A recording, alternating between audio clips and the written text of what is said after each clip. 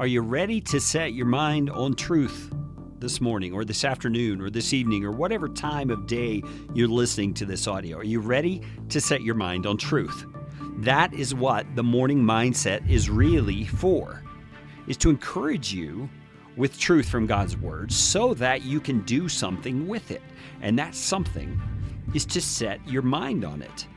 We're told in Colossians chapter 3, we have a responsibility to set our mind on things above. And that means set our mind on the truth of God, reality as God sees it, as He looks down from heaven on the world. You see, and it has nothing to do with where He sits. It has to do with His position of deity, His position of Godheadness, if I can make up a word there.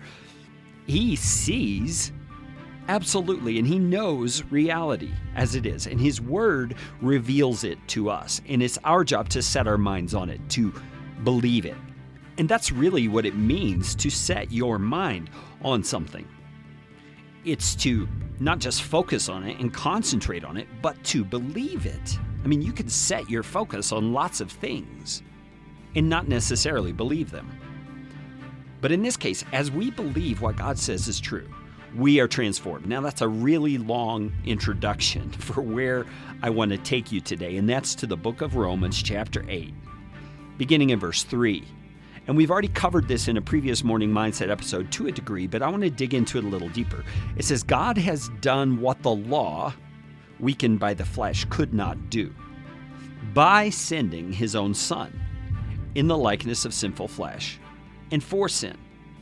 He condemned sin in the flesh, in order that the righteous requirement of the law might be fulfilled in us who walk not according to the flesh, but according to the Spirit.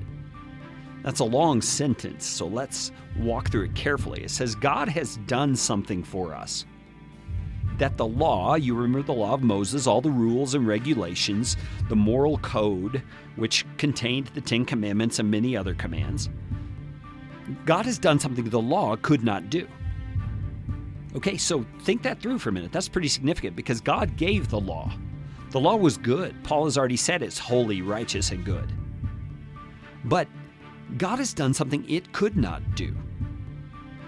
By sending His own Son, Jesus Christ, in the likeness of sinful flesh.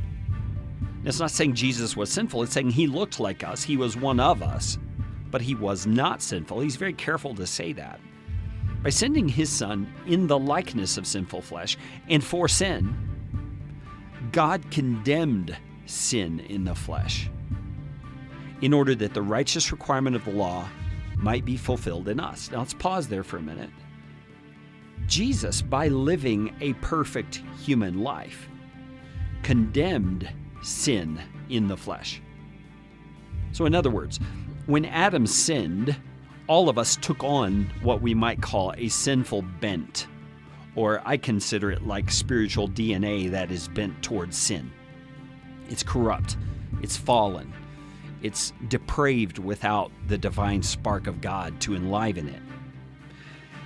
And Jesus, by living a perfect life, overcame that. He was in a human body, just like us, but He overcame sin. He destroyed it. He condemned sin in the flesh, Paul says. And here's why He did it. Verse 4 says, in order that, anytime you hear that phrase, in order that, realize it's telling you a reason for something. He did it in order that the righteous requirements of the law, so the things the law says we must do to be holy and acceptable before God, might be fulfilled in us. So let's say it again very carefully. He came and He lived a perfect human life in order that the demands of the law that all of us have to live up to might be fulfilled in us. So do you hear that? Jesus did the work, and God did it by sending Him. We don't have to keep all these laws to make God happy. We now are holy and keepers of the law because of what Jesus has done for us. It's an amazing truth. And I will encourage you with it this morning.